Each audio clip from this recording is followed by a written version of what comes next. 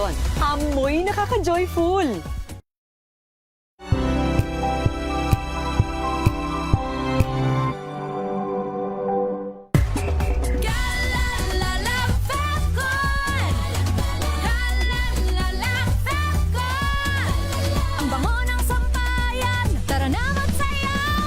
Fabcon, amoy nakaka-joyful.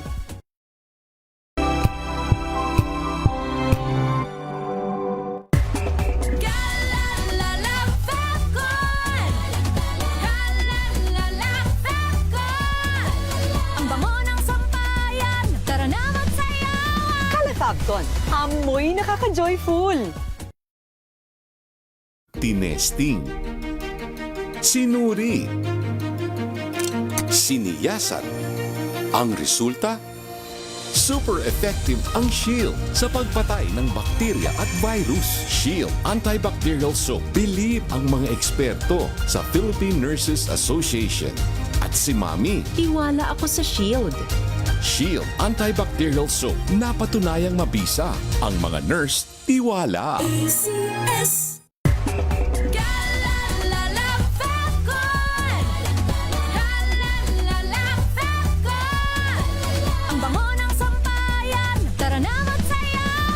Fabcon, amoy nakaka-joyful. May nagbago, may arte, may budget. Akala nyo lang yon. So solid. White rose papaya, wow, white rose. White rose papaya, wow, white rose. White rose papaya. May glow up with a white rose papaya. White rose papaya. May puti power times 2 kasi may papaya at niacinamide. May shea butter and tea tree oil pa. Kutis sulit ang glow up. Glow up with a white rose papaya. White rose papaya. Kutis sulit ang glow up. ACS. Wow, ang saya. Isang barangay na labada, puro mancha pa. Goodbye, pahinga. Mommy, isang laba lang yan sa Pride Bar Blue. May powerful stain-away enzymes na malupit sa dumit mancha. At di masakit sa kamay. Isang laba lang yan. Hello, pahinga. Hello, Pride Bar Blue. ACS. Tanggaling-galing mo. Smart dishwashing paste ko. Pritong ulam na masebo, plano ng kaldero. Tanggaling for everyday. Ganyan pag smart ang dishwashing paste. May double tanggaling formula. Tanggal ang sebo, tanggal ang bakterya. Bahid para walang bahid, linis fantastic sa belt. Alang plastic, number 1 ko to. Tanggaling-galing mo. Smart dishwashing paste. ACS.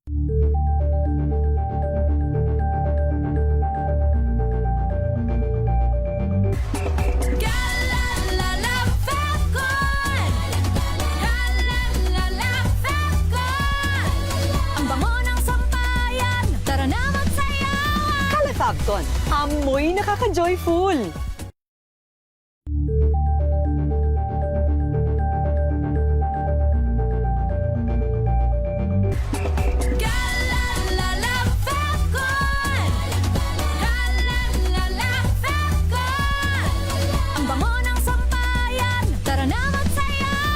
Fabcon, amoy nakaka-joyful.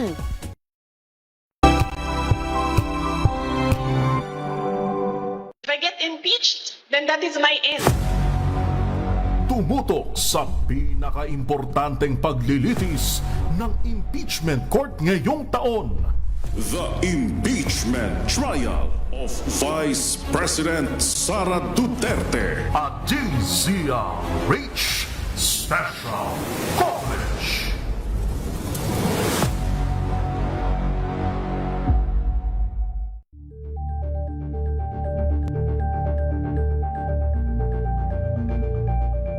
Kasabay ng mga hamon at pagbabago sa paglipas ng panahon, nananatiling tapat ang DZRH sa paghahatid ng serbisyo sa publiko. Mas pinalawak ang pagpapaabot ng balita at impormasyon, hindi lang sa radyo, kasama na rin ang telebisyon, live streaming at social media para ihatid ang mga kwentong makabuluhan at napapanahon saan ka man naroroon. Mula noon hanggang ngayon, mananatiling kaagapay mo ang DZRH, naninindigan sa paghahatid ng katotohanan at sa paglaban sa patuloy na pagkalat ng disinformasyon at sa pagyakap sa makabagong teknolohiya at sa patuloy na pagsulat ng kasaysayan, mananatiling kasama mo ang DZRH saan ka man sa mundo.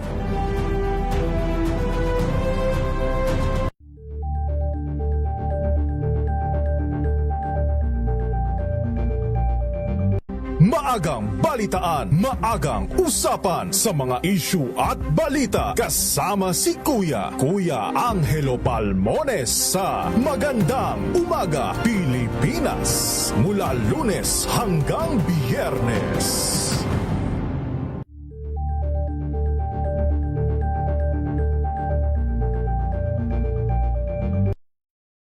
Ang mga maiinit na isyung pambayan, mga balitang kailangan mong malaman, usapin sa pamahalaan, politika, ekonomiya at kabuhayan. Ito ang mga dapat mong malaman, pakialaman at pag-uusapan dahil kayo ang tinig ng mamamayan dito sa Damdaming Bayan. Live sa DZRH Radio, DZRH TV at DZRH Digital. Kasama sinalakay Deo Macalma at Elaine Apit. Araw-araw, Lunes hanggang Biyernes. Damdaming Bayan. Visayas at Mindanao at maging sa ibang bansa. Luzon, Visayas, Mindanao. Una sa Pilipinas. Una sa Pilipino.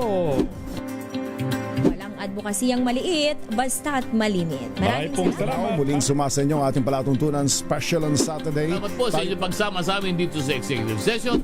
Mabuhay ang isang oras na talakayan ng mga usaping may kinalaman sa ating akto. Idulog nyo na yan dito sa Hoy. Bawal yan. Ang latest happenings at trending sa mundo ng entertainment and lifestyle or favorite stars. Mga kwentong maghahatid ng inspirasyon at aral sa mundo ng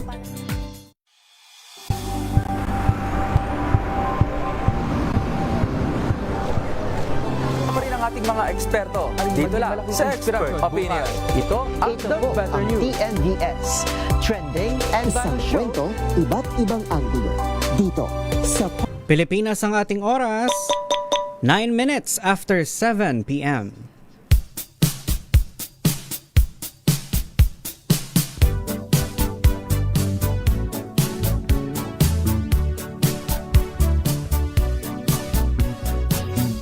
Magandang gabi Luzon, Visayas at Mindanao. Good evening Metro at Mega Manila. Welcome po sa ating programang nakikinig sa kwento ng mga manggagawang Pilipino at sumisilip sa buhay sa likod ng bawat hanap buhay. Welcome po sa ating programang Hanap Buhay Diaries at ako po ang inyong makakasama ngayong gabi. Ito po si Kyle Bulyas. At noong nakaraang episode natin, last week, napag-usapan ho natin na hindi pala sa graduation natatapos ang isang, kumbaga, kabanata.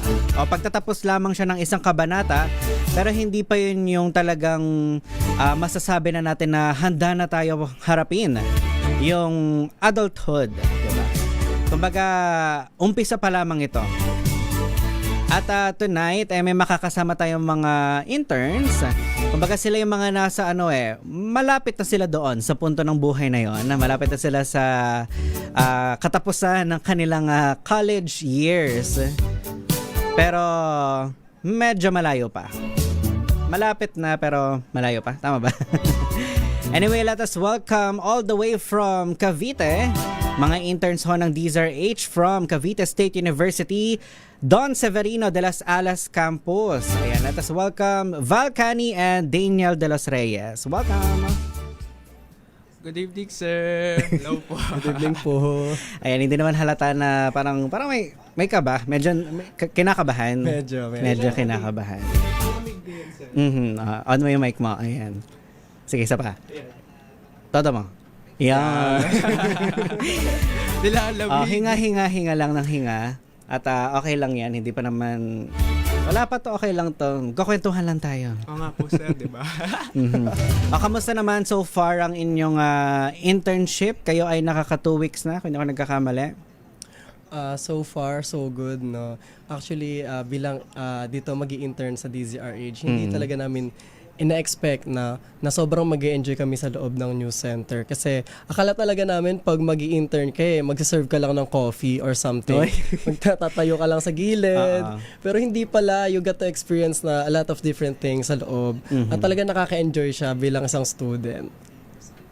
Yun, sir, katulad din kay Val na expected ko lang din na parang tusahan, parang ganun. Pero ngayon na nandito na kami as interns na nakikita na namin behind the scenes ng sa radyo, lalo ng isa sa newsroom, na parang yun, maganda na experience mo yung nakikita mo talaga na kung paano yung proseso, yung talagang totoong nakikita mo na behind the scenes na hindi mo nakikita on air. Well, bago natin na ituloy-tuloy yung kwentuhan natin sa inyong internship experience, rewind muna tayo ng konting-konti lang. Gusto ko malaman, ano yung reason bakit journalism yung kinuha ninyong kurso? Tama ba? Kayo ay BA, Jorn. Yeah, BA, tama, diba? So, bakit Jorn? Actually, di ko din first choice, no. Last choice, no. Okay. Kasi nung junior high school curious lang ako kasi meron kaming parang related sa Joint Studies na tinitake kami na isang subject. Yung teacher kasi namin is previous reporter sa isang radio station. Then, ayun, sabi ko, maganda. At saka, interesting and pa ako noon, sobrang keen into watching news talaga. Kaya, ayun. Tapos, nung senior high, nag-UMS, then, gusto ko psychology kasi sa mami ko. Na-curious din ako kasi super into social interaction or human connection, yung parang gano'n, yung study. Nagustuhan ko. So, ayun, sabi ko psychology ko. Kaso, naubusan na slot sa CABS. So, in-applyan ko. Then, ayun, nag-re-apply na lang ako. So, tinignan ko kung anong possibilities. Ayun, during student. Then, ayun, nung first year, dapat, first year after ng first sem, maglipat ako sa psychology. Kaso, sabi ko, parang na-enjoy ko na lang to. Kasi, talagang writing, balita, tapos talagang interesting pa rin talaga siya sa akin. So, nahook pa rin ako. Kaya parang, natuloy ko na to. Gusto ko din naman. Pero, ibig sabihin, nung kinuha mo yung journalism, para lang makapasok sa CABSO. Pero may intention ka na mag-shift talaga. Yes.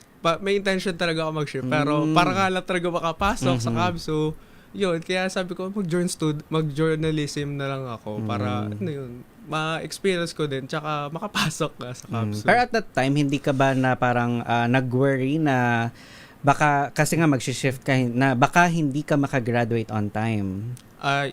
Yun, isa din yun sa naisip ko at factor na baka nga malate ako, maging irregular din ako. Sabi ko gano'n. Tapos, mahirap yung magiging process or parang buhay ko pag naging irregular ako.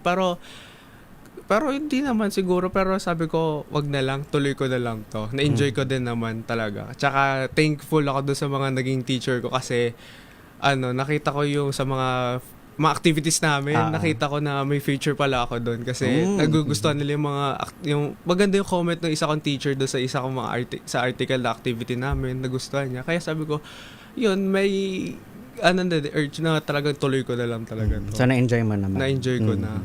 Si Val, last choice mo rin ba ang journalism? Ayan. Fortunately, hindi naman. Hindi actually. naman. Pang ilan? Pero pwede ba magpakatotoo tayo dito? Pwede naman. So, sige, why not? Hindi ko talaga alam nung senior high ako kung anong kukunin ko talagang kurso.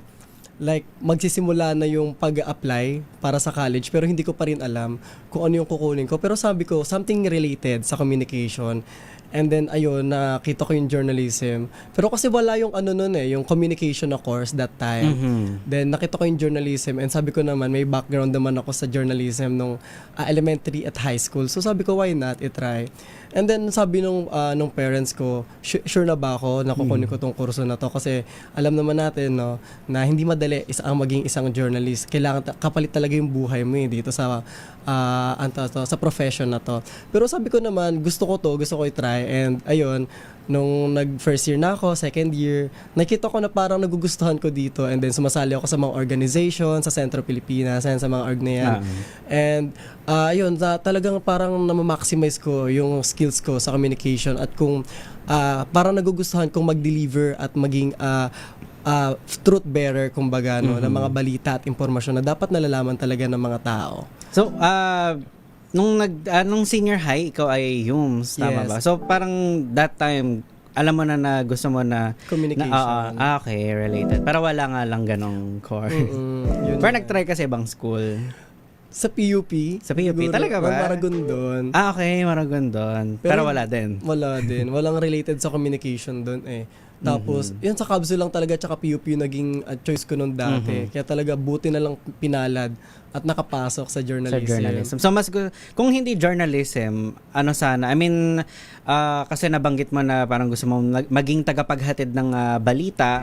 So, kahit ba communication yung kukunin mo, mas gusto mo pa rin mapunta sa field ng journalism, like as a career, ganon? Possible kung papalarin kasi talagang ako kung saan ako dadalhin, as long as kaya kong gagawin ko talaga. Lalo't related din naman sa communication yung journalism din. Pero outside journalism, may iba ka pa bang parang napupusuan na career path na related pa rin sa communication? Hindi siya sobrang related sa communication. Kasi lately ko lang din napagtanto na sabi ko parang gusto kong mag-environmental science. Oh, okay. Yeah, kasi parang mahilig talaga ako din sa mga science, biology, forestry, something like that. Pero parang as a teacher ba? As a content creator na yun ang niche? Parang ganon? Oo, pwede, like, pwede. Yes, yung kay Celine. Yung mga ganon. Sina Localpedia. Alam mo yan. Parang pwede siyang Parang maging niche ganon. talaga kung tutuusin. Well, may chance ka pa rin naman na i-fulfill yan. Pero, syempre, mas maganda kung right after graduation, mag-aral ka ulit, or sali ka sa mga training, 'di ba, na may kinalaman sa ganyang topic para syempre as truth bearer kailangan informed tayo, 'di ba? Hindi tayo nagpapakalat ng fake news. Ayan, ang galing. May mga natutunan sa school. Pwede na. Well, balikan natin. Alam kong hindi nyo makakalimutan yung first day nyo dito sa DZRH. Alam kong memorable sa inyo yun. At gusto kong malaman or sana ikwento nyo naman sa ating mga listeners ngayong gabi. Ano yung bumungad sa inyo nung day 1 ninyo dito sa DZRH at ano yung pumasok sa isip nyo? Like, kinakabahan ba kayo before, bago pa kayo makatungtong dito sa MBC? Nung first day namin, syempre, expected na namin mag-umpisa na kami agad ng internship namin. Nung OJT namin dito sa DZRH. So, syempre, after nung interview with orientation sa HR, dineploy na agad kami dito, binababa na. Tapos, ayun, biglang boosh! Sobrang daming pangyayari. Sabay-sabay dyan yung, mag-uumpisa na yung impeachment trial kay Sara. And then, breaking news na biglang pagkahuli kay Rodante Marcoleta. And then, yun, biglang nakita na namin dito sa newsroom kasi ang dami tao talaga dito noon. Sina Sir Sherwin, ayun, biglang chaotic. Sobrang... Sabi ko, hindi ko naramdaman yung kaba nun kasi sabi ko, naintindihan ko yung mga nangyari nun kasi breaking nga, importante talaga to, kailangan malaman agad to, ma-ere agad to. Kasi, tas sabi ko nun, parang ang saya masigawan siguro dito, parang ang saya siguro, pag nasigawan siguro ako, parang, okay, parang may validation ka na nag-exist ka, tapos parang may ang tawag doon, na-experience mo talaga yung totoong buhay ng isang journalism or journalist sa newsroom. Sabi ko, sana try ko mangyari sa akin yung gano'n para parang yun nga ma-experience ko talaga yun. And then ayun, pinag-observe na kami after that ang tawag doon, pressure sa newsroom. Then naging, na lang kami, nag-o-observe na lang kami kung paano talaga yung daily routine dito sa newsroom, kung ano yung mga ginagawa. Nakita namin yung first day nung may phone patching, yung tinatawagin yung mga news reporter, mga ganun. Then, teleprompting, and etc. Then, ayun, after that, nag-orientation na lang kami kay Sir Yuel, and then, the next day na yun, nag-start kami ng talagang first day namin as interns. So mahaba-haba rin, no? Yung day one. Mahaba-habang day one, yun na kahit wala pang nangyayari. Na-experience agad. Na-experience na agad. Na, kumbaga, may patikim na agad. Ikaw, Val, ano yung something na hindi mo malilimutan ng day one? Grabe, parang na-detailed na lahat ni Daniel, no? Pero actually, nagulat din ako, no, doon sa nangyari. Kasi hindi ko in-expect na nung araw na papasok ako dito ay yung araw na mahuhuli si Senator Rodante Marcoleta at yung araw na magsisimula yung impeachment trial with Vice President. No, pero actually, nung nakita ko yung mga pangyayari doon sa news center, tapos parang sobrang nasa panic mode na yung mga ating reporters, halos lahat nasa panic mode. Ewan ko, pero there is parang joy na naramdaman ako na parang, wow, this is the reality. Yes. Ito yung talagang nangyayari behind the newsroom na hindi nakikita ng mga tao. Na talagang makikita mo kung gaano ka-dedicated yung ating mga journalist sa kanilang passion and profession. Kaya talagang natuwa ako na sabi ko, nakikita ko yung sarili ko na malay mo someday I will be doing this too. Kaya sabi ko parang masaya and it is a very memorable moment for me, especially na first time ko lang tatapak dito sa DZRH newsroom. Ganun talaga yung kumbaga siguro sa iba, sa mga ordinaryong mamamayan na wala namang kumbaga interest, 'di ba, sa kung paano ba nag-work ang isang newsroom. Chaotic ho talaga kapag mga may special coverage o yung mga yung breaking story na wala naman siya kasi yung impeachment expected naman na magkakaroon ng impeachment that day, pero nung umaga di naman natin na-expect na magkakaroon ng ganong eksena sa Sandigan Bayan. So chaotic ang naging day one ng ating mga interns from CVSU. Well, sa 2 weeks na itinagal nyo dito, ano yung mayroon ba, if any, na parang pinakamahirap na adjustment na ginawa ninyo para maka-adapt agad, parang gano'n? Ayun, sa akin, may di naman siya mahirap, pero expected ko na to kasi, yun nga, yung kasi commuter na din ako, araw-araw na ako umuwi sa Tagaytay. Imagine niyo na Tagaytay to Pasay City, everyday. Everyday. Experience ko na yung struggle ng commuter talaga, lalo na sa LRT, yung pabilisan, yung pauna, makasakay ka lang talaga. Yun yung na-experience ko na struggle, tapos yung aalis ka ng ng madaling araw, wala pang sikat ng araw, tulog pa yung mga tao, tapos uuwi ka din ng wala ng araw. Kasi sobrang tagal ng biyahe, lalo na yung aabutin ka ng Siyam-Siyam, ng 2 oras na biyahe simula dito hanggang Tagaytay. Kaya yun yung expected na struggle ko talaga doon ngayong sa internship ko. So more on sa labas? Sa loob, okay lang, sakto lang. Kasi malamig, kaya nakakapag-chill lang. Pero, yun lang, smooth flowing naman yung nagiging work namin dito sa loob ng DZRH. Kaya, di ko consider as struggle yung dito sa loob. Sa labas lang talaga. Ikaw, Val, bilang ikaw ay isang, hindi ka na commuter ngayon, ikaw ay walking na lang, papasok at pauwi. Kamusta naman so far ang iyong stay? Hindi lang dito sa DZRH, of course, dito sa Metro Manila. Siguro yung hindi ko ina-expect dito, no, na makakakita ako ng personalities, na big personalities talaga araw-araw. Imagine, hindi na magda-drop name, pero grabe, first day ko pa lang, may nakita na agad akong, wow, mapapatingala ka talaga no. Pero siguro yung pinakamalaking adjustment ko dito is yung hindi mo, kailangan mo mag-adjust talaga sa lahat. Sa pagligo mo, sa paggising mo. Kasi dito sa Metro Manila ngayon nagkakaubusan ng tubig, sobrang limitado ng tubig. So kailangan mo talaga mag-adjust. And then yung paligid mo, no, kasi sobrang busy ng Pasay. Yun din yung na-realize ko na sobrang busy ng NCR to the point na kailangan mo talagang masanay na may mga tao sa paligid, maingay, mausok, di ba? Ganun masanay nila. Oo, ganun pala. Kaya talaga, pero sa loob ng newsroom, medyo ina-expect ko na ganito yung magiging buhay ko sa loob ng newsroom. Kung ano yung routine na ginagawa ko araw-araw, yun yung ina-expect ko din. And it's actually masaya masaya na nandito ako ngayon and sobrang thankful ako na napunta ako sa DZRH. So in a way, medyo, masasabi mo bang prepared ka na nung pinasok mo to? Siguro, oo. Kasi buhat na rin ng aking mga org sa CVSU. Talagang sinubok na Talagang hinubog na nila kung paano ba gumagana ang isang newsroom. Kaya medyo aware na ako kung paano ba ang loob, ano ba nangyari sa loob. Hindi ko lang talaga ina-expect yung first day Talagang actually. Oy, totoo yun sa mga nakikinig sa atin, especially sa mga papasok sa ganitong kurso, yan, yung sa field ng communication, broadcasting, tsaka journalism. Sumali ho kayo sa mga school organization kasi ang pagkatuto po ay hindi naman limitado lamang sa loob ng classroom. Marami po kayong matututunan sa pagsali po ninyo sa mga org. Ikaw ba may org ka ba? Kaka-join ko nga lang sa sentro as videographer.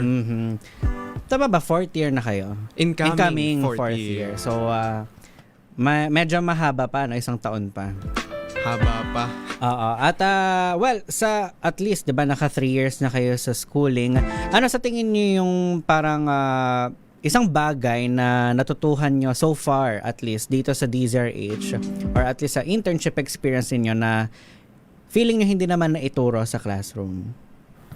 Ayun, sa akin kasi nagkaroon ako ng parang aim para matutunan ko sa internship ko. Unang-una, yung pinaka ko dyan, aim ko is yung hindi ma-late sa pasok sa OJT dito sa DZRH. Kaya sabi ko, pag natutunan ko sa isang buwan na to, sa 200 hours na to, na walang late or maaga talaga makapasok, matututunan ko na yung disiplina.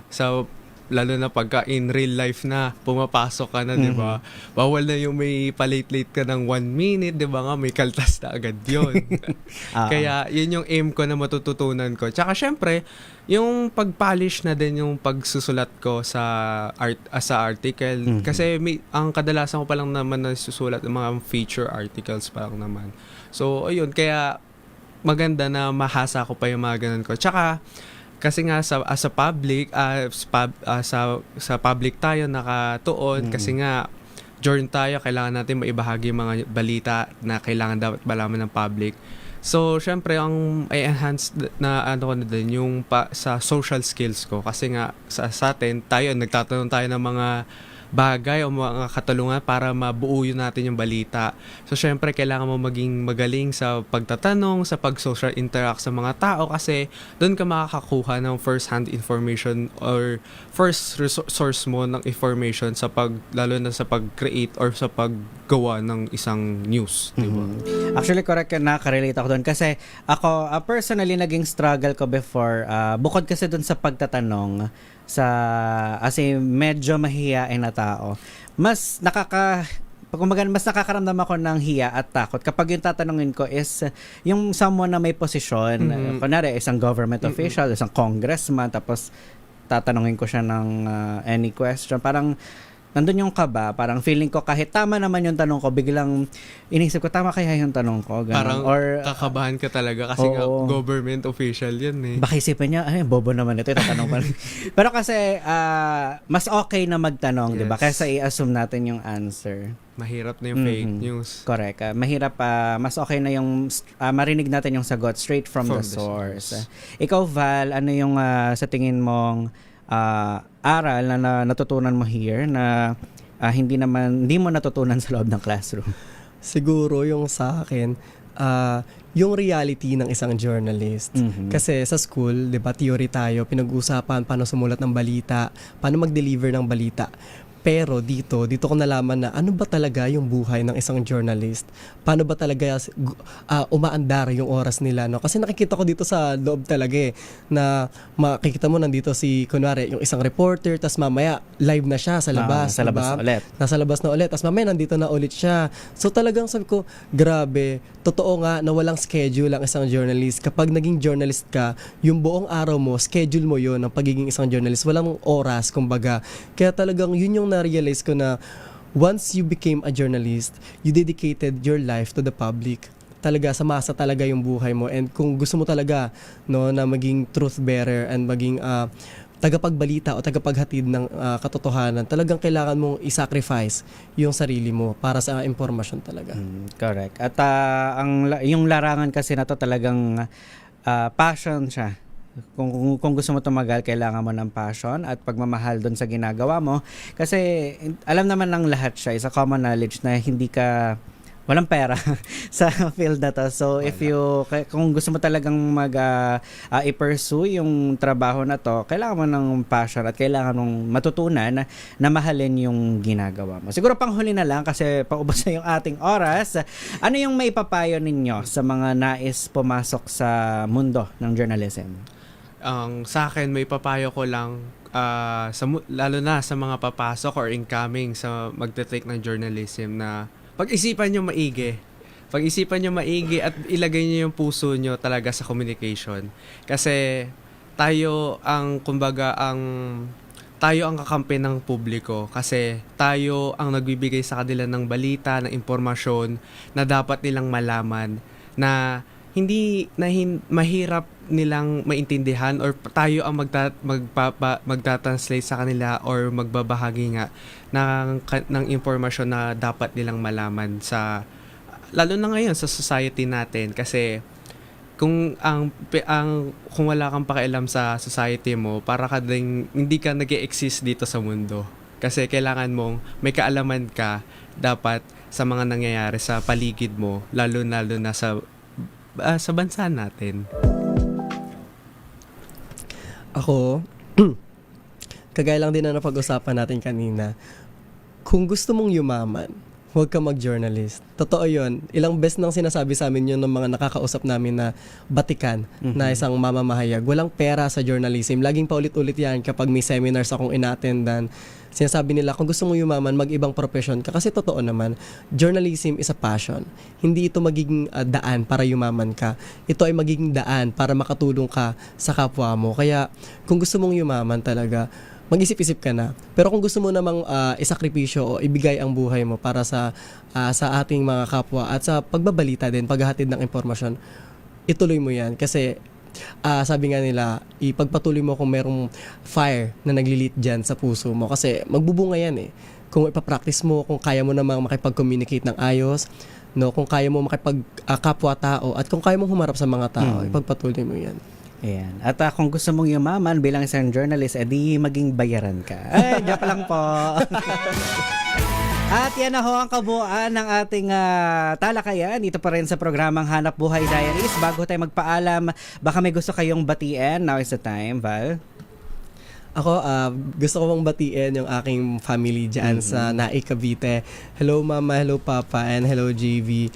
And sa mga kasamahan ko sa Centro Pilipinas, sa DZSU at The Guild Bulletin. Pati na rin yung mga kaibigan ko, no, hindi ko na isa-isahin. Hello sa inyong lahat and I wish you are doing well. Yun lang po. Maraming salamat po sa pag-imbita sa akin dito sa Hanap Buhay Diaries. Ayun, sa akin, unang-una binabati ko yung mga co-interns namin dito, no? Sina Angel, sina Michelle, tsaka si John. Salamat. At sa mga friends ko dyan sa Tagaytay, kaibigan ko, tsaka yung friend ko dyan sa Singapore, mag-iingat ka. Ha? Ingat ka. Tapos, wala ba tayo dyan? Wala. Size 8. And syempre, ang mami ko, yan, ingat ka lang. And yan, sa lahat ng kapamilya ko abroad. Thank you so much ho sa mga umantabay at sumubaybay sa ating programa. Of course, bating ko rin ang ating mga viewers at listeners sa ating YouTube Live. Si Ate Beth Gray, si Teresita Atienza. Ayan, maraming salamat po. Good evening din sa mga tambay natin sa ating Facebook. Si Joseph Estilier, ayan. Shoutout naman daw sa sentro. Si Michelle, ayan, nakikinig dyan lang sa labas. Si Hans Legaspi, kay Hans Colin, kay Wina Pearl Hasoro, ang ating beshi at kasama natin ang, ano yung tagline ninyo? Sunday morning, favorite Sunday morning habit. Ayan. Good evening din kay Ara De La Torre, kay Sonny Tolentino, kay Eduardo Narvaez, kay Chelsea Oroseo. Ayan. Good evening po kay Lorna Salazar. At kay Tin Rivera, kay Mon Samson. Ayan. Good evening po. At of course, bating ko rin aking parentals dyan sa Laguna. Good evening kay Mama at Papa. Hello po. Muli ito ho ang programang Hanap Buhay Diaries. Ako po ang inyong nakasama. Ito ho ang inyong lingkod, Kyle Bulyas ng DZRH, una sa Pilipinas, una sa Pilipino. Susunod na po ang programang Lunas. Makakasama niyo po dyan si Miss Alani Bensal.